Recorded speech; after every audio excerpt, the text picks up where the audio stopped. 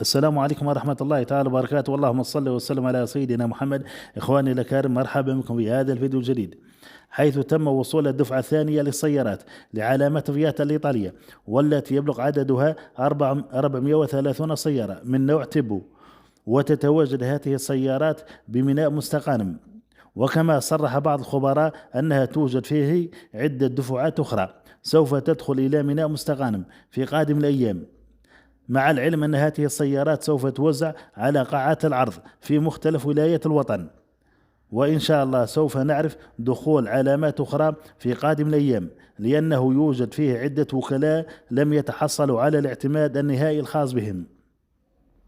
وفي الأخير إخواني، الرجاء منكم الاشتراك في القناة لكي يصلكم كل جديد، والصحة فطوركم، والسلام عليكم ورحمة الله تعالى وبركاته.